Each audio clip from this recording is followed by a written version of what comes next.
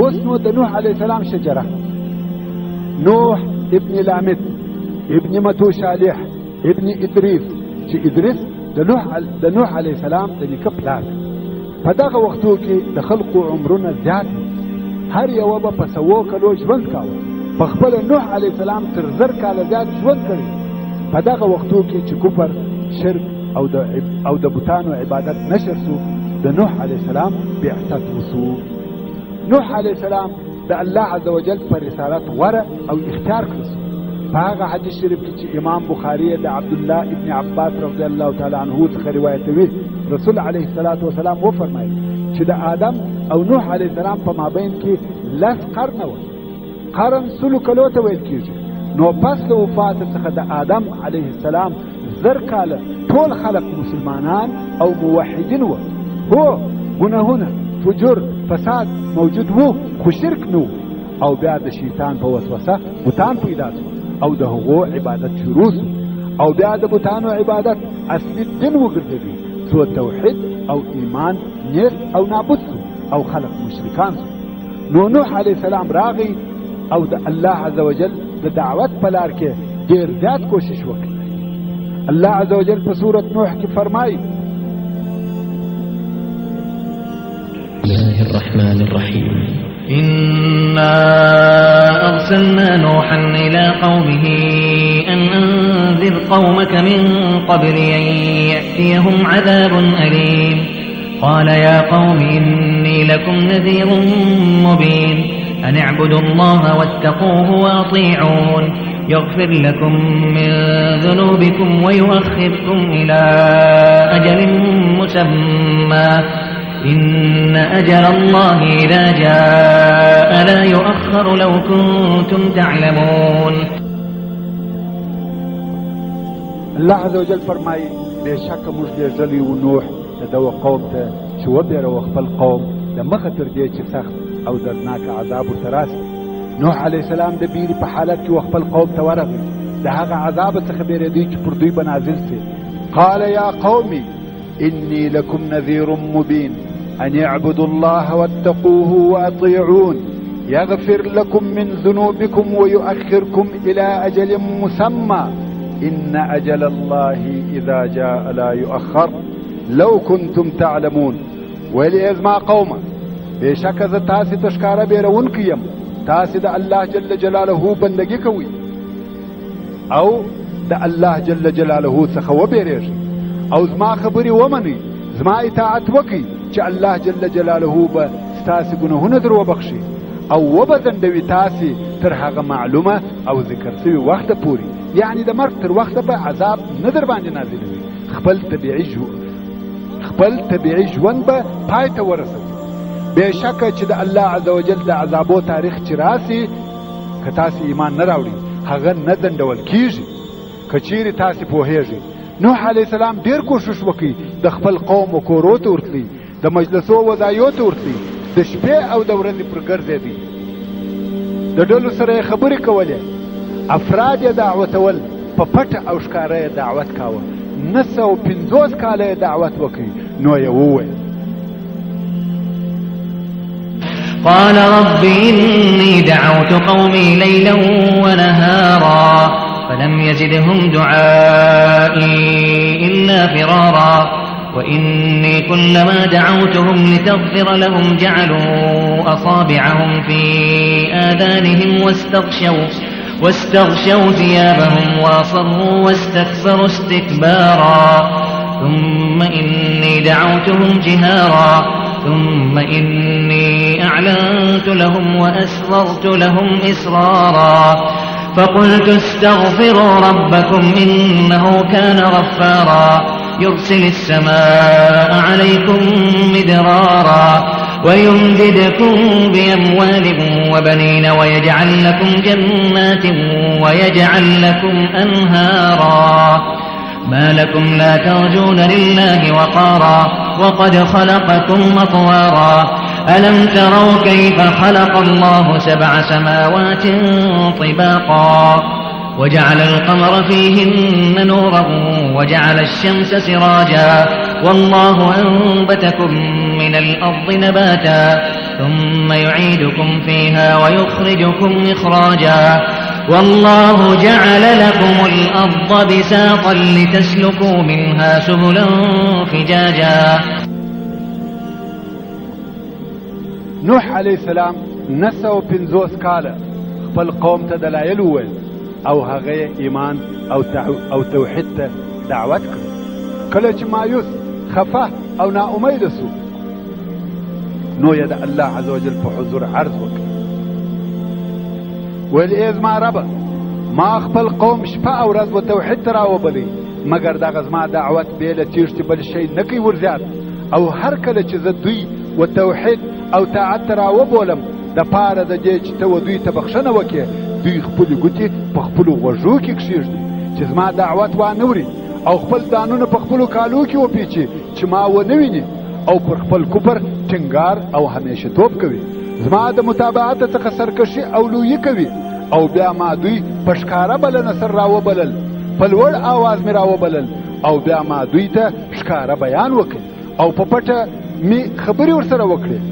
نو مې دوی ته وویل د خپل رب څخه بخښنه وغواړئ، بېشکه چې دغه الله ډېر بخښونکی دی، پر تاسې به ډېر او پرله پسې باران ووري او ستاسې کومک به وکړي په مالو او زامنو سره.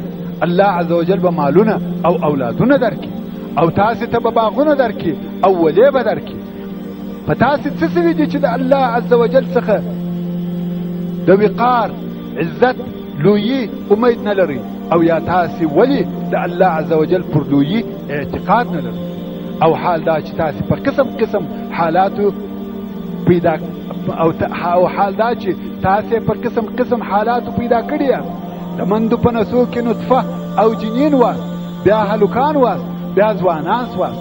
تاسې دا د حالاتو تغییر ولیدئ؟ چا په دغه ډول دغه تغییر در پکښې راوستی؟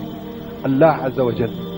ایا تاسې نه ګورئ چې الله جل جلاله څنګه اوه اسمانه لاندې باندې یو پر بل سربیره پیدا کړي دي او په دغه اسمانو کې سپوږمۍ روښانه ګرځولې ده او لمر یې روښانه څراغ ګرځولی دی، او الله عز وجل تاسې د مځکې څخه پیدا کړي یاست چې زموږ پلار آدم علیه السلام دی، او بیا مو بیرته په دغه مځکه ننباسي پس له مرګه، او بیا مو بیرته د دغه مځکې څخه راباسي چې دا د بعث او نشور وخت دی. او الله عز وجل ستاسې دپاره ځکه غوړولی فرش ګرځولی ده تر څو چې تاسې د دغه مځکې پر لویو لارو ولاړ سئ، دپاره د دې چې تاسې د مځکې پر دغه لویو لارو ولاړ سئ. دا ټوله د نوح علیه السلام د خپل قوم سره دلایل او حالات وه چې الله عز وجل ته عرض کړه. په دغه وخت کې د نوح علیه السلام د قوم حاکم او امیر یو کافر پاچا و. هغه ټول قوم په دې امر کوي چې هیڅوک د نوح علیه السلام سره خبرې نه کوي او نه دې اوري، غوږ دې نه ورته نیسي، حتی نه دې ورسره مخامخ کېږي او نه دې څوک د بوتانو عبادت پرېږدي. قوم هم د پاچا متابعت وکړي او نوح علیه السلام یې پرېښاوه، او دا هم د نوح علیه السلام د هغه قول معنا او مقصد دی کوم چې الله جل جلاله فرمایي: قال نوح رب إنهم عصوني واتبعوا من لم يزده ماله وولده إلا خسارا ومكروا مكرا كبارا وقالوا لا تذرن آلهتكم ولا تذرن ودا ولا سواعا ولا يغوث ويعوق ونسرا وقد أضلوا كثيرا ولا تزد الظالمين إلا ضلالا. کم وخت چې هغه پاچا امر وکړي چې هیڅوک دې د نوح علیه السلام خبرې نه اوري او نه دې ورسره مخامخ کېږي، قوم هم د پاچا امر عملي کړي او نوح علیه السلام یې پرېښاوه. نو قال نوح علیه السلام وویل: ای زما ربه، دوی زما نافرماني وکړه او د هغه چا متابعت یې وکړي چې د هغه مال او اولاد د هغه بل شی نه دی ورزیات کړي بې له تاوانه ګمراهي یې، یعنې دا د اولادونه، دا د مالونه، دا د پاچهي دی وسمې لار ته نه راوستي، بلکې ګمراهي یې نوره زیاته سوله. په عوض د دې چې شکر ادا کړي ګمراهي یې زیاته سوله. او دغه مشرانو یې مکر، چم، خیانت وکړي، ډېر لوی مکر، یعنی ټول قوم یې وپوهاوه چې د نوح علیه السلام خبرې ونه مني او ویل تاسې خپل الهه مه پرېږدئ د هغو عبادت ساتنه کوئ او د ود سوا یغوث یعوق او نصر عبادت مه پرېږدئ او خامخا دغه مشرانو ډېر کشران ګمراه کړي هغه دا چې پلروبه و زامنو او لمسیانو ته لارښوونه کول چې پام کوئ د نوح علیه السلام خبرې وانورئ او نوح علیه السلام ویل ای زما ربه مه زیاتوه ظالمانو ته بې له ګمراهۍ عذاب او هلاک څخه بیا هم نوح علیه السلام خلق دعوتول دلته هغه کافر پاچا ولیده کم خلق چې د نوح علیه السلام متابعت کوي په هغو کې یوه ښکاره علامه شته چې هغه فقر او غریبي وه ورونو هغه کسان چې د نوح علیه السلام متابعت یې کاوه په یوه روایت کې وایي چې هغه ټوله فقط 10 نفره وه ټول هغه کسان چې په 950 کاله دعوت کې پر نوح علیه السلام ایمان راوړی دی فقط 10 نفره وه او هغه لوړ عدد چې مؤرخینو د نوح علیه السلام د متابعینو په باره کې ذکر کړی دی وایي 80 نفره وه دا هغه لوړ او زیات عدد دی چې د نوح علیه السلام د متابعینو په باره کې ذکر شوی دی نو په 950 کاله کې فقط 80 نفره ښځې او نر مسلمانان شوي دي پاچا ولیدل چې د نوح علیه السلام ټول تابعین غریبان فقیران او مسکینان دي ټول هغه خلق دي چې په جامعه کې اعتبار نه لري نو یې په یوه عجبه چم او حیله شروع وکړه نوح علیه السلام ته ویل صحیح ده زه به خلقو ته اجازه ورکم چې ستا دعوت ته غوږ ونیسي خبرې در سره وکړي او شاید ایمان هم راوړي خو په یوه شرط د مخه تر دې چې خبرې در سره وکړو دعوت ته دې غوږ ونیسو او ستا متابعت وکړو موږ یو شرط لرو هغه دا چې دغه مسکینان او ضعیفه خلک چې ستا پر شاوخوا دي دا به د ځانه څخه شړې موږ اشراف عزتمن او د قوم مشران یو او دا خلق خوار او ذلیله دي د دغه نفر سره موږ نه کښېنو که ته غواړې چې موږ ستا خبرې واورو دغه ستا پر شاوخوا خلق وشړه دا زموږ شرط دی که دا نه وي موږ نه در سره کښېنو د کفارو دغه شرط او د نوح علیه السلام جواب په قرآن مجید کې ذکر شوی دی الله عز وجل د سورة هود په 28 نمبر آیات او رستنوي آیاتو کې فرمایي ولقد أرسلنا نوحا إلى قومه إني لكم نذير مبين ألا تعبدوا إلا الله إني أخاف عليكم عذاب يوم أليم فقال الملأ الذين كفروا من قومه ما نراك إلا بشرا مثلنا وما نراك اتبعك إلا الذين هم أرادلنا بادي الرأي وما نرى لكم علينا من فضل بل نظنكم كاذبين قال يا قوم أرأيتم إن كنت على بينة من ربي وآتاني رحمة من عنده فعميت عليكم أنلزمكموها وأنتم لها كارهون ويا قوم لا أسألكم عليه مالا إن أجري إلا على الله وما أنا بطارد الذين آمنوا إنهم ملاقو ربهم ولكني أراكم قوما تجهلون ويا قوم من ينصرني من الله إن طردتهم أفلا تذكرون ولا أقول لكم عندي خزائن الله ولا أعلم الغيب ولا أقول إني ملك ولا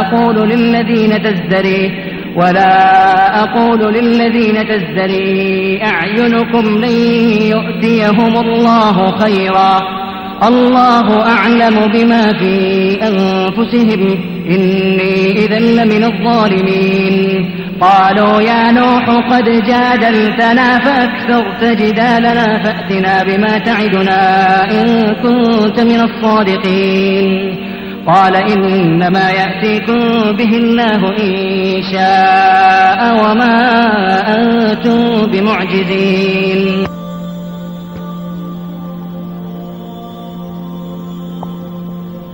د تلاوت سو آیاتو ترجمه په دې ډول فقال الملأ ملأ د قوم مشرانو سردارانو ته ویل کیږي ملأ پاچا او د هغه پر شاوخوا چې وي هغو ته ویل کیږي نو وویل هغه مشرانو د قوم کم چې کافران سوي وه د قوم څخه ویل یا نوح موږ نه وینو تا مګر زموږ په مثل یو بشر یې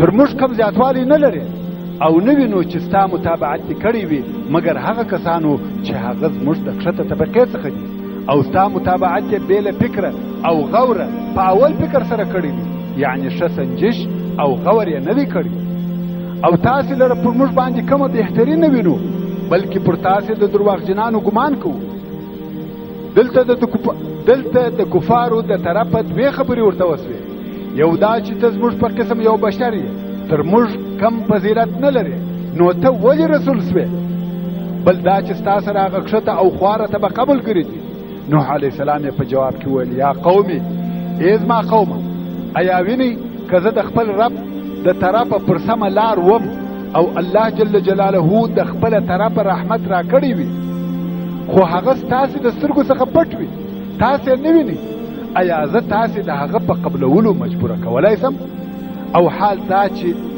تاسې هغه بد بولئ انکار یې کوئ نه غواړئ هو دا صحیح خبره ده چې نبی باید د عامو انسانانو څخه ډېر فرق ولري خو هغه فرق په مال دولت حکومت او نور دنیوي شیانو شان او شوکت نه وي بلکې هغه فرق په ښو اخلاقو تقوا د الله عز وجل څخه بیره حق ویل او حق خوښول د خلقو سره همدردي او معجزو وي نو نوح علیه السلام وویل که دغه ټول شیان په ما کې موجود وي او موجود دي مګر که ستاسې سترګې د هغو د لیدلو څخه عاجزوي نو زه په زور سره تاسې ته هغه نور او رحمت ښکاره کولی سم مقصد دا چې زما نبوت او رسالت ستاسې په سترګو نه لیدل کېږي د هغه سبب دا دی چې ستاسې د زړو سترګې ړندې او تړل سوي دي او بل دا چې ای زما قومه زه ستاسې څخه پر دغه تبلیغ کم مال او تنخوا نه غواړم زما اجر پر الله جل جلاله دی او زه ستاسې په ویلو هغه کسان نه شړم کوم چې ایمان یې راوړی دي بېشکه چې دوی د خپل رب سره ملاقات کوونکي دي که زه دوی وشړم دوی به هلته د الله عز وجل په حضور زما سره دعوه وکړي مګر زه وینم چې تاسې یو جاهل قوم یاست او ویل ای زما قومه که ما دوی وشړل څوک به زما کومک وکړي چې د الله جل جلاله د عذاب څخه مې وساتي ایا فکر نه کوئ او تاسې پند نه اخلئ او زه تاسې ته نه وایم چې زما سره د الله عز وجل خزانې سته او نه په غیب خبر یم او نه وایم چې زه ملایکه یم او د هغه فقیرانو او ضعیفه مؤمنانو کم چې تاسې په سپکه سترګه ورته ګورئ د هغو په باره کې نه وایم چې الله جل جلاله به دوی ته هیڅ خیر ورنکړي الله ښه عالم دی په هغه اخلاص چې د دوی په زړو کې دی که زه د دوی په باره کې دغه خبره وکم نو زه په دغه وخت کې د ظالمانو څخه کفار وویل یا نوح تا زموږ سره جدال وکئ بحث مناظره او نقاش دې را سره وکئ او دغه بحث سوال او جواب دې را سره ډېر کړي نو راوړه هغه عذاب چې ته یې زموږ سره وعده کوې که ته د صادقانو او رښتیا ویونکو څخه یې راوړه هغه عذاب دې راوړه چې ته موږ په بیروې نوح علیه السلام وویل بېشکه چې الله عز وجل به تاسې ته دا عذاب راولي کې خوښه وه یعنی کوم وخت چې اراده وي او حال دا چې تاسې الله عز وجل نفي عاجزه کولی چې یا یې عذاب ایسته کوي او یا ځینې وتښتي اوس نو د نوح علیه السلام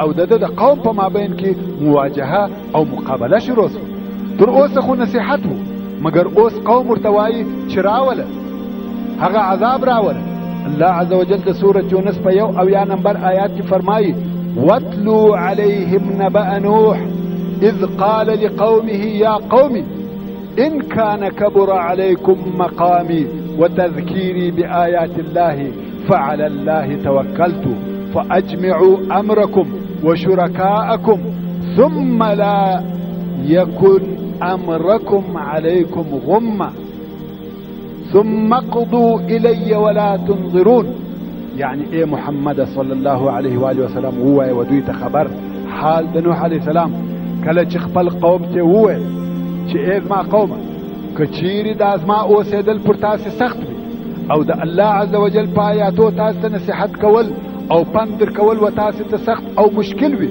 نو ما خاص پر الله جل جلاله توکل کړی دی نو خپل کار مو برابر او راټول کړي خپل شریکان هغه چې تاسو د الله جل جلاله شریکان کړی دي تاسو او هغه ټول سره یو ځای او بیا د تاسو دغه کار یعنی ما سره مقابله په پټه نه وي یعنی ټوله په ښکاره زما د مقابلې دپاره ودرېږي او بیا هر قسم ضرر چې ستاسو زړه غواړي ما ته راورسوئ راویرسئ او ما ته هیڅ مهلت مه راکوئ چې دا بیا د نوح علیه السلام د طرفه د مقابلې اعلان و مګر د نوح علیه السلام قوم نه غوښتی چې د ده سره مقابله وکړي ویل پرېږدئ لیونی دی او ناپوه دی العیاذ بالله نو خبره دې ځای ته ورسېده چې هیڅوک و ایمان او اسلام ته نه داخلېدل پس 7 کلونه تېر شول او هیڅ چا ایمان نه راوړي هر نسل چې راپورته کیږي تر هغه د مخکني نسل ډېر فاجر او فاسق وي او نوح علیه السلام نور هم دعوت کوي خلق و توحید ته رابولي خو د قوم څخه یو نفر هم ایمان نه راوړي بې له هغه د مخکني 2 نفرو چې ایمان راوړی وو بس هغه دي دلته نو د الله عز وجل د طرفه وحی نازل شوی جبريل علیه السلام راغی او نوح علیه السلام د الله عز وجل په لوی امر خبر کړي الله عز وجل د سورة هود په 14 نمبر آیات کې فرمایي وأوحي إلى نوح أنه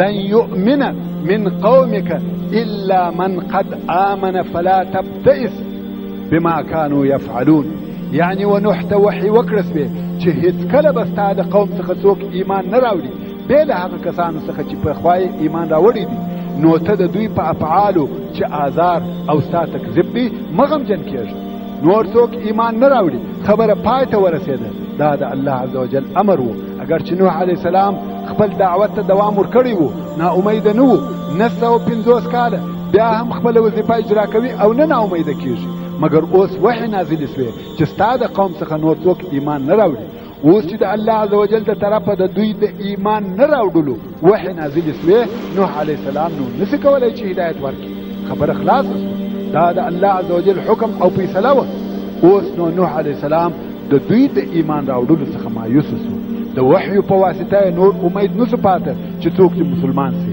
دغه وخت نو خپل قوم ته شرا وکړه الله عز وجل د سورة نوح په 14 نمبر او رستنوي آیاتو کې فرمایي وقال نوح ربي لا تذر على الأرض من الكافرين ديارا إنك إن تذرهم يضلوا عبادك ولا يلدوا إلا فاجرا كفارا رب اغفر لي ولوالدي ولمن دخل بيتي مؤمنا وللمؤمنين والمؤمنات ولا تزد الظالمين إلا تبارا او نوح علیه السلام وویل ای زما ربه د کافرانو څخه هیڅ اوسېدونکي پر مځکه مه پرېږده ټوله هلاکه که چیرې ته دوی پرېږدې هغه ستا مومن بندګان به ګمراه او د لارې بې واړوي او دوی نه زېږوي بې له فاجر ناشکره د حق منکره اوس نوح علیه السلام پر هغه نورو مسلمانانو بیریږي چې دغه کفار یې وانړوي او د کفارو و آینده نسلو ته هم امید نشته چې مسلمانان دي شي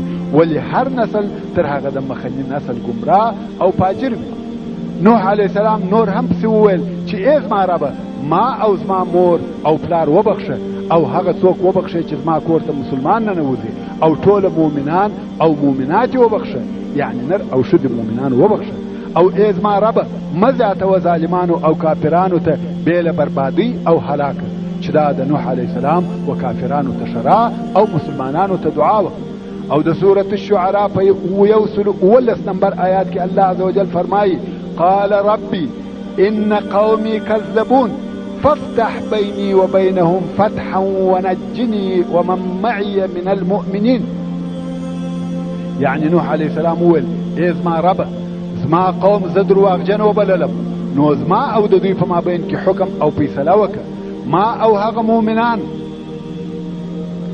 او هغه مؤمنانو ته چې زما سره دي نجات راکړه دغه رنګ الله عز وجل د سورة القمر په 19 نمبر په 9 او 10 نمبر آیات کې فرمایي كذبت قبلهم قوم نوح فكذبوا عبدنا وقالوا مجنون وازدجر فدعا ربه أني مغلوب فانتصر يعني تردوی د مخه د نوح قوم نوح علیه السلام درواغجن کړی دی، دوی زما بنده درواغجن کی او ویل یې دغه نوح لیونی دی او د خلقو د دعوت څخه منع کړه سوی دی. نو نوح علیه السلام خپل رب ته دعا وکړه چې بېشکه زه مغلوبه عاجزه سوی یم، ته مې نصرت وکړه. د خپل دین او پیغمبر بدله او کسات واخله. د الله عز وجل څخه یې د کامیابی او نصرت غوښتنه وکړه. دلته نو نوح علیه السلام ته د کښتۍ په جوړولو سره وحی نازل شوی. الله عز وجل د سورة المؤمنون په 28 نمبر آیات کې فرمایي فأوحینا الیه ان اصنع الفلک باعیننا ووحینا، یعنی پس وحی وکړه موږ و نوح علیه السلام ته چې یوه لوی کښتۍ جوړه کړه. فلک ولوی کښتۍ او بیړۍ ته ویل کېږي. نوح علیه السلام نه پوهېدی چې کښتۍ څنګه جوړه کړي. الله عز وجل فرمایي باعیننا ووحینا، یعنی زموږ په حضور په لیدلو او زموږ په امر او لارښوونه. د نوح علیه السلام نه جاري نه وزده، وحی ورته نازلیږي چې دا ځای ارکه داسې جوړه کړه، دلته میخ ووهه. جبریل علیه السلام راځي او د کښتۍ جوړول ورښوي. ډېره لو اوږده برداره کښتۍ وه. په یوه روایت کې راغلی دی چې دغه کښتۍ په 100 کاله جوړه شوه، ځکه ډېره غټه اوږده کښتۍ. نوح علیه السلام د دغه لوی کښتۍ د جوړولو دپاره لرګي هم نه درلوده. درختې به یې شنې کولې او بیا به یې د کښتۍ په جوړولو کې د هغه لرګو څخه کار اخیستی او دغه لو کښتۍ یې پر یوه غره جوړول. دوی هم په غرو کې ژوند کاوه او کښتۍ هم پر غره جوړه کړه چې هلته د دوی پر شاوخوا رود، واله، دریاب هم نه و. دا هم عجبه وه، اوبه نسته کښتۍ جوړوي او هغه هم دونه لو کښتۍ چې د نقلولو او وړلو امکان یې هم نسته. خیر، نوح علیه السلام د کښتۍ په جوړولو مشغوله دی. درختې کري، لرګي ځینې جوړوي، اوسپنه راوړي، میخونه ځینې جوړوي چې دا هم په کتاب الله کې ذکر شوي دي. الله عز وجل د سورة القمر په 14 نمبر آیات کې فرمایي وحملناه على ذات الواح ودسر، یعنی موږ سپور کړي وو دغه نوح علیه السلام په داسې کښتۍ کې چې د برداره تختو او میخو څخه جوړه شوې وه. دسر جمع د دسار ده او دسار میخ ته ویل کېږي. دا د کښتۍ جوړول وه چې د الله عز وجل په مستقیمو وحیو ورښول کېده. خلق په تعجب کې دي. نوح علیه السلام دعوت پرېښاوه او کښتۍ جوړوي.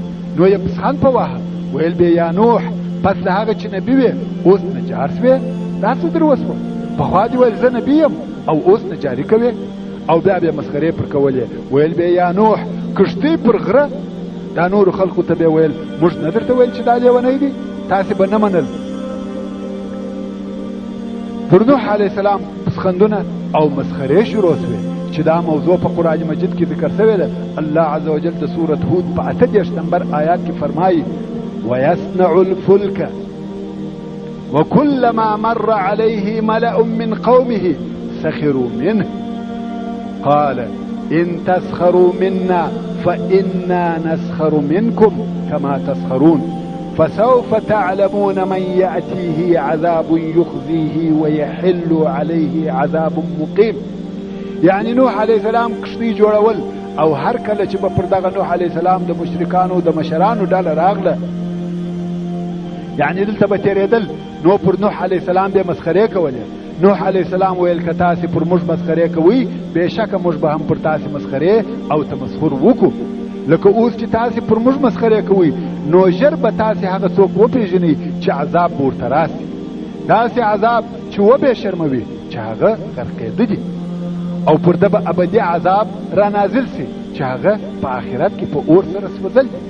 د عبدالله ابن عباس رضی الله تعالی عنه څخه د دغه کښتۍ د وصف او تعریف په باره کې روایت کېږي چې وایي نوح علیه السلام د کښتۍ جوړول او نجاري د بوده په غره کې وکړه او د هغه ځای څخه توپان شروع او ښکاره سو او د دغه کښتۍ اوږدوالی 300 ذراعه و. ورونو د ذراع بیان مو یو وار د مخه هم درته کړی دی، خو اوس بیا وایم چې د څنګلې څخه د ګوتې تر سرو پورې دغه حصې ته د لاس ذراع ویل کېږي او ذراع په پخوا کې د شیانو د اندازه کولو آله وه چې هغه هم دغونه اوږده وه د څنګلې څخه د ګوتو تر سرو پورې. څرنګه چې د انسانانو د لاسو په اوږدوالي کې فرق شته، نو خود د لغت په کتابو کې د ذراع اوږدوالی د 50 سانتي څخه تر 80 سانتیو پورې بولي، ځکه د لاس اوږدوالی هم دغونه وي. مګر هو دغه اوږدوالی او دغه اندازه د نن ورځې په خلقو کې ده. مګر هغه وخت چې د انسانانو قد او جګوالی 80 ذراعه وو، نو خود لاسونه هم اوږده وه. نو د هغه وخت ذراع د اوس تر ذراع ډېره اوږده وه. نو ابن عباس رضی الله تعالی عنهما چې وایي د نوح علیه السلام د کښتۍ اوږدوالی 300 ذراعه وو. دا د کومې ذراع په اندازه؟ په خپله ابن عباس رضی الله تعالی عنه وایي چې د نوح علیه السلام د پلار د نیکه د ذراع د لاس په اندازه، چې هغه نو د آدم علیه السلام د لاس په اندازه کېږي.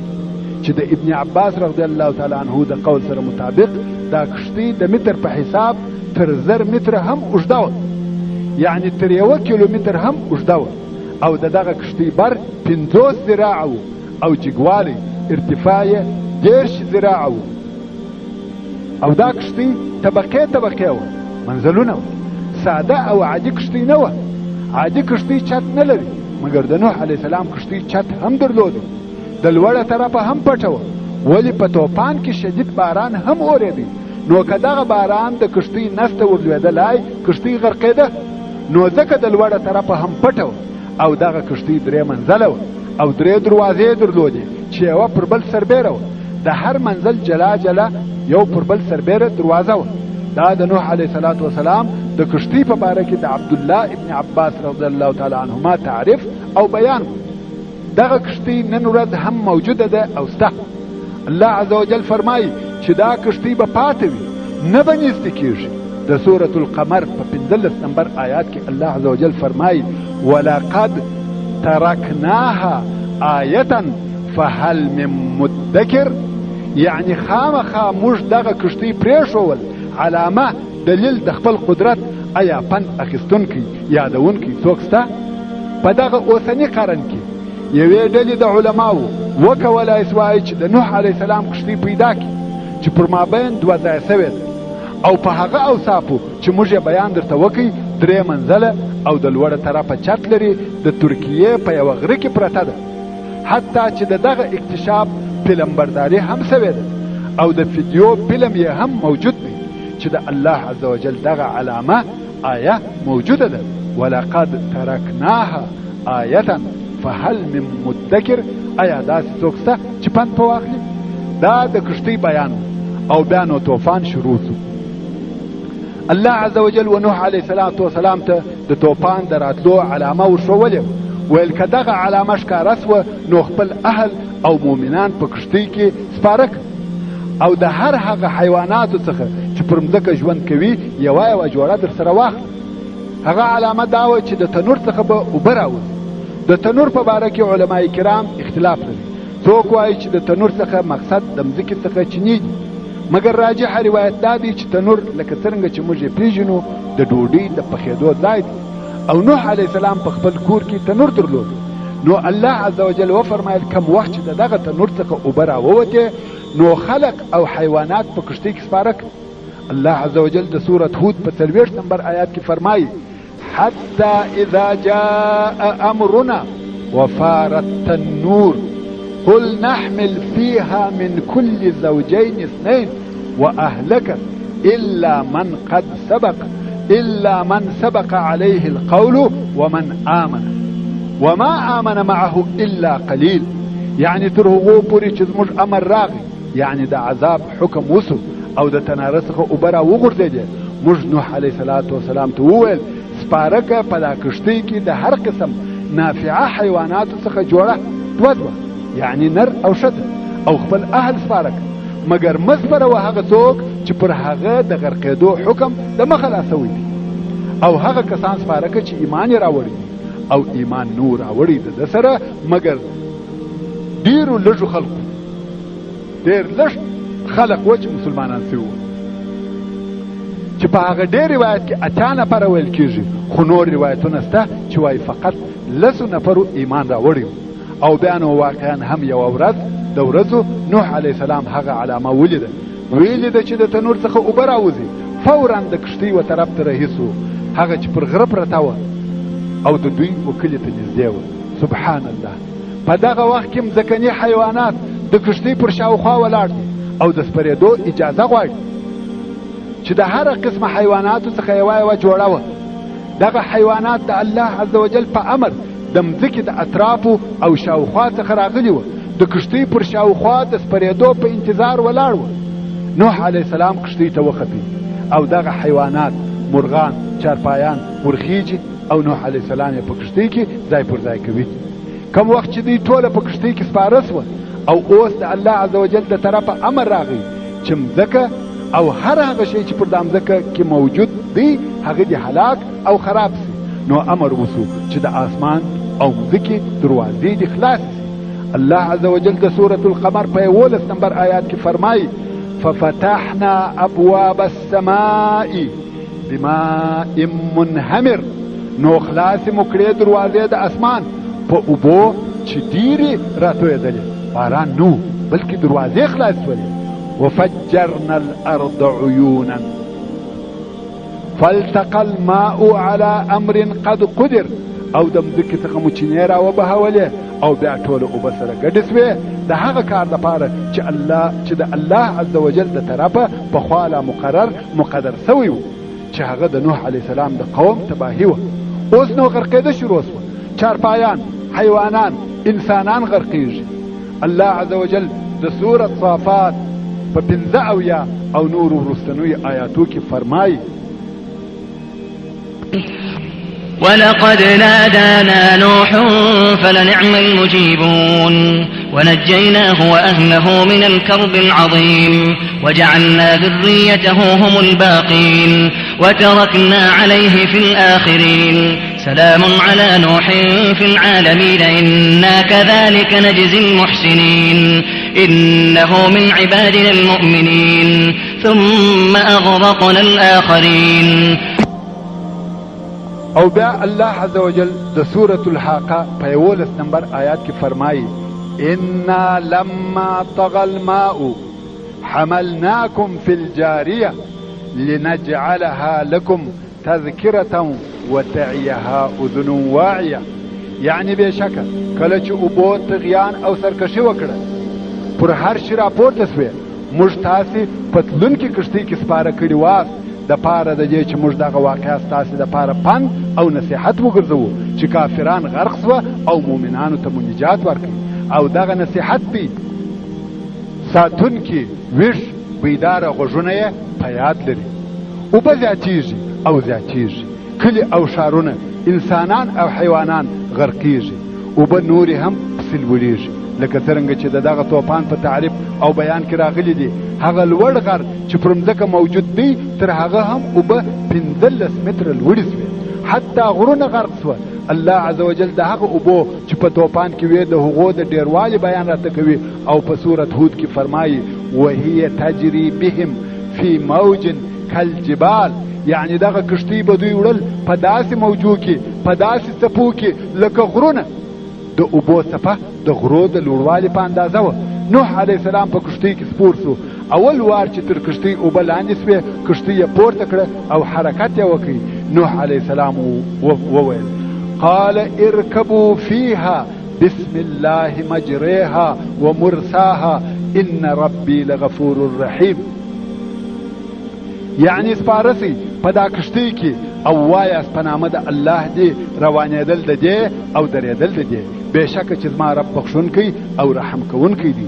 او الله عز وجل و نوح علیه السلام ته فرمایلی وه او یا یې وفرمایل فاذا استويت انت ومن معك على الفلك فقل الحمد لله الذي نجانا من القوم الظالمين. چې دا د سورة المؤمنین 28 نمبر آیات دی.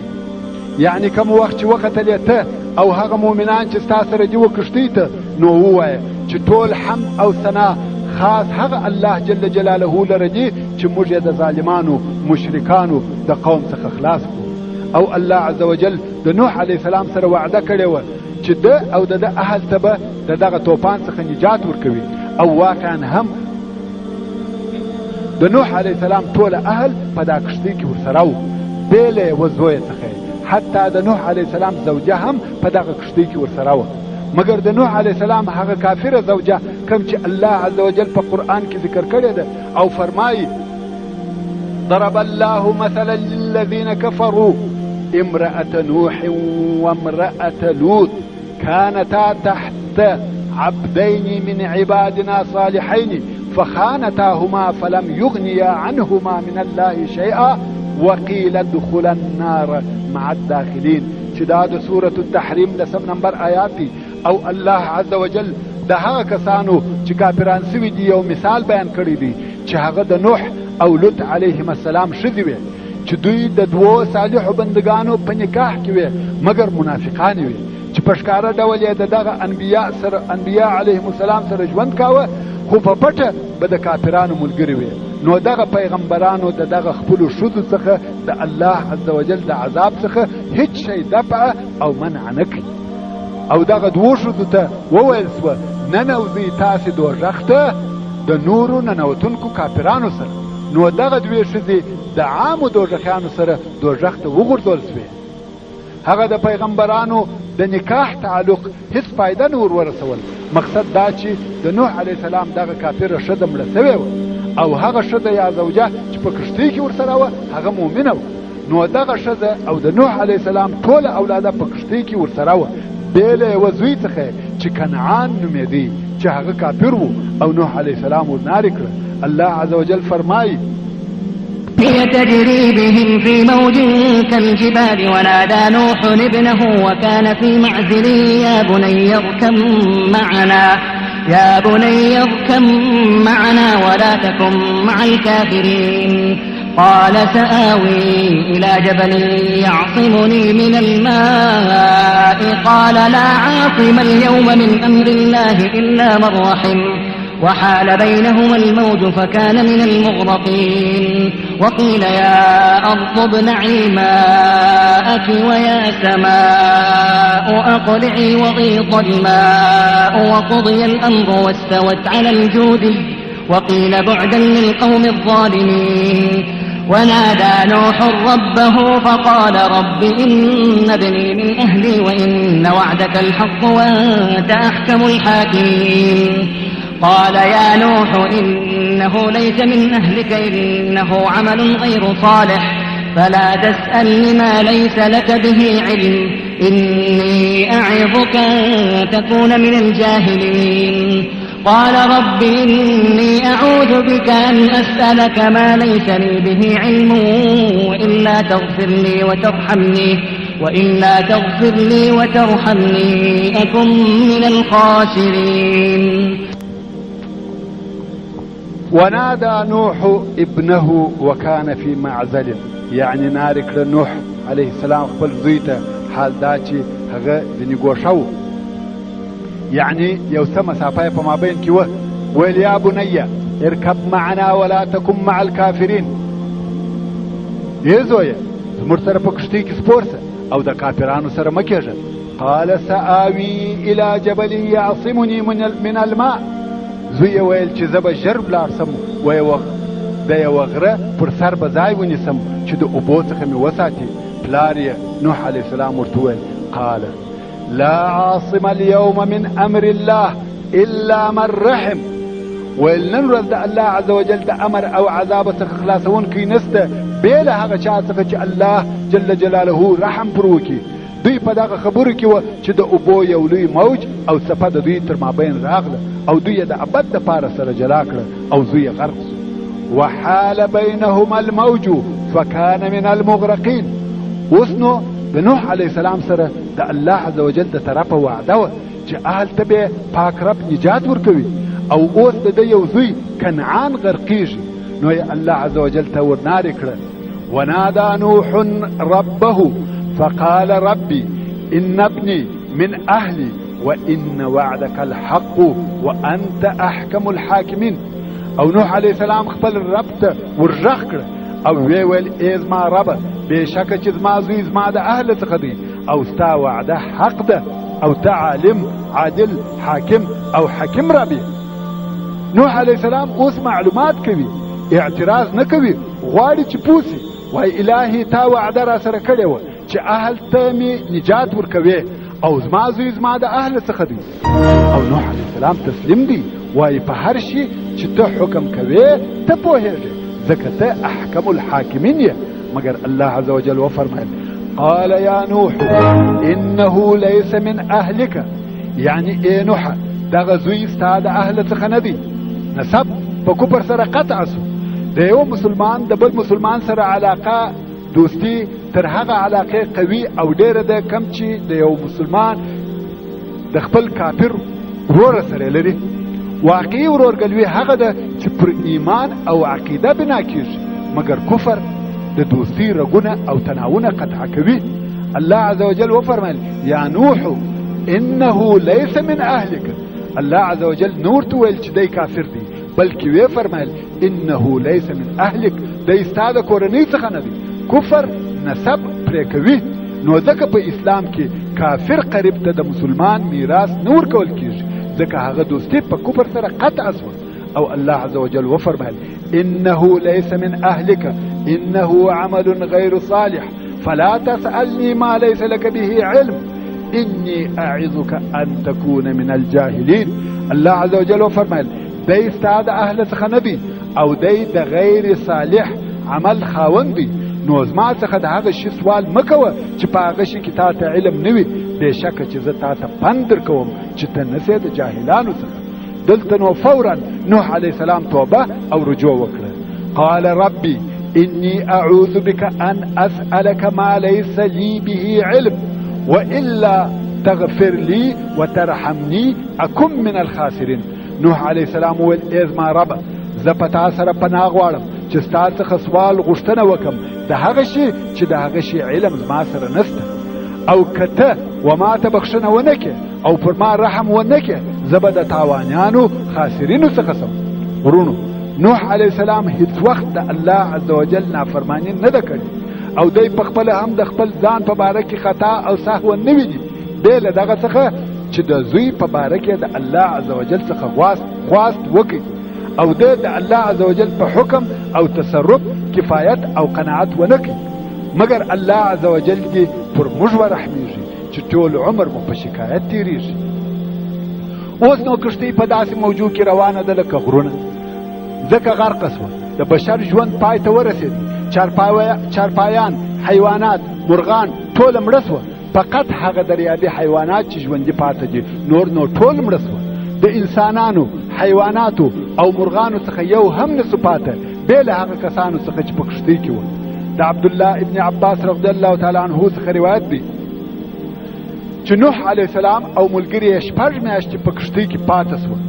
او ډیر داسې روایتونه شته چې نوح علیه السلام او ملګري یې د دهې په ورځ د کښتۍ څخه راکښته سوه چې د محرم د میاشتې 10مه ورځ ده. او رسول صلی الله علیه و آله وسلم د دغه ورځې روژه نیول، ځکه دا هغه ورځ ده چې الله عز وجل و موسی علیه السلام ته په دغه ورځ د غرقېدو او فرعون څخه نجات ورکړي، او دا هغه ورځ ده چې نوح علیه السلام او ملګري هم د غرقېدو څخه خلاص او د الله عز وجل په امر طوفان پای ته ورسېدي. الله عز وجل د سورة هود په 43 نمبر آیات کې فرمایي وقیل یا ارض ابلعي ماءك ويا سماء اقلعي وغيض الماء، او وویل سوه چې امځکې وغيض الماء، او وویل سوه چې امځکې خپلې اوبه جذب که، او ای اسمانه خپلې اوبه بندې که، او اوبه کمې سوې. وقضي الامر واستوت على الجودي، او پوره کړه سو هغه حکم چې کفار باید هلاک سي، مؤمنان باید نجات پیدا کړي. او کښتۍ د جودي پر غره ودرېده. دغه کښتۍ نه په شیله، نه د دریا پر غاړه، نه د دریا پر مابین ودرېده، بلکې پر غره ودرېده. او بیا د الله عز وجل د طرفه و نوح علیه السلام ته وویل سوه قیل یا نوح اهبط بسلام منا وبرکات علیک وعلى ممن معك. وویل سوه ای نوح په سلامتیا او برکتو زموږ د طرفه د دا کښتۍ څخه کښته سه. دغه سلامتیا او برکتونه دې پر تا او پر هغه فریقو او اقوامو وي چې د تا سره ملګري دي، یعنی اوس خو مځکه او د هغې موجودات ټول خراب او تباه سوي دي.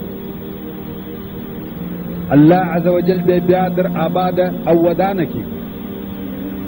داسې روایتونه شته وایي کم وخت چې نوح علیه السلام دغه ټوله موده په کښتۍ کې و 6 میاشتې، ډېره موده ده، او د دې په انتظار کې و چې طوفان پای ته ورسېږي.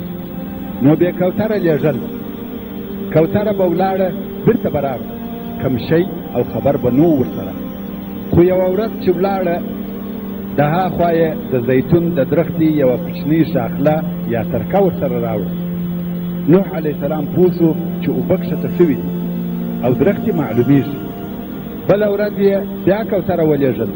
دا وار چې راغله ویې لیده چې د کوترې پر پښو د خټو علامې شته، پښې یې په خټو لړلې دي، یعنې کوتره پر مځکه ګرځېدلې ده.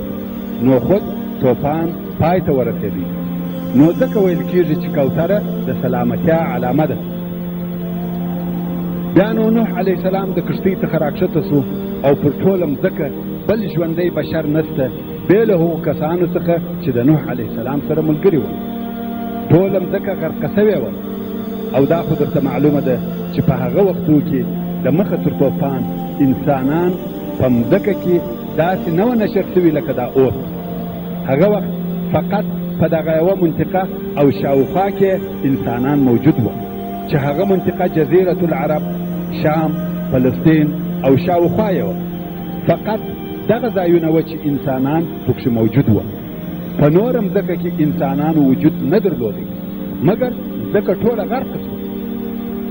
او بیا نو هغه خلق چې د نوح علیه السلام سره ملګري وه د الله عز وجل په امر ټول وچ او بیا اولاده سوه.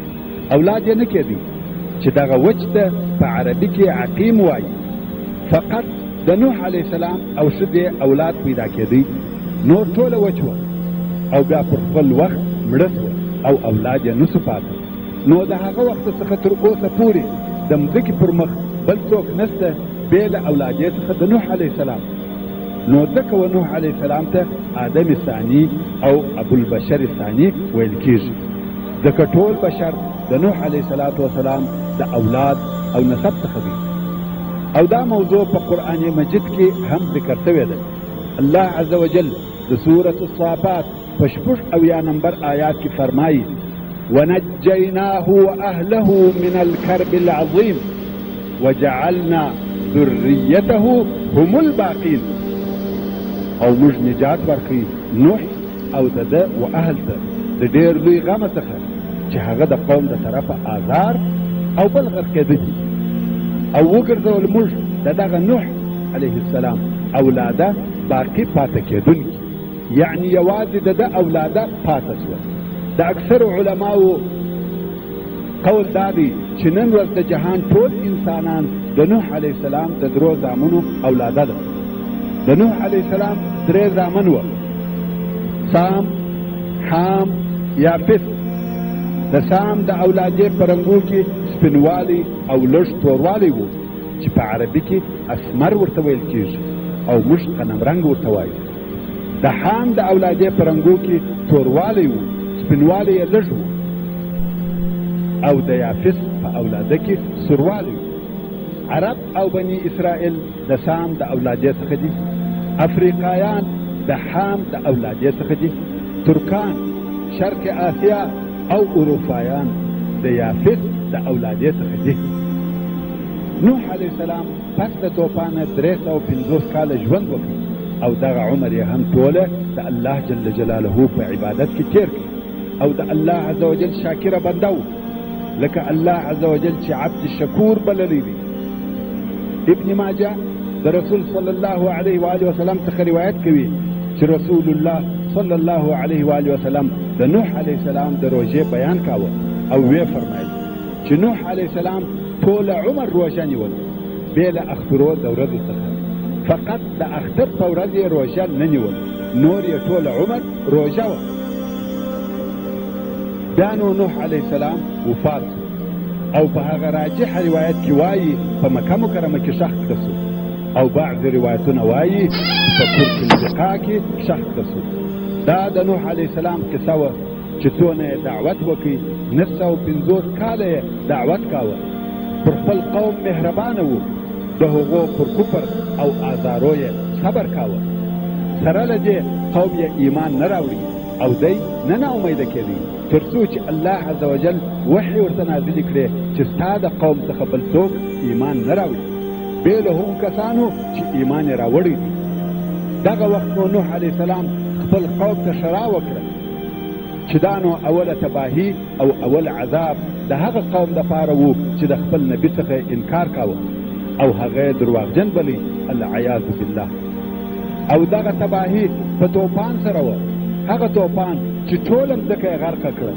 او په دې قصه کې مو ولیدل چې بشر او انسانان څنګه ختم شول او د نوح علیه السلام د اولادې څخه بغیر بل څوک نه سو پاتې.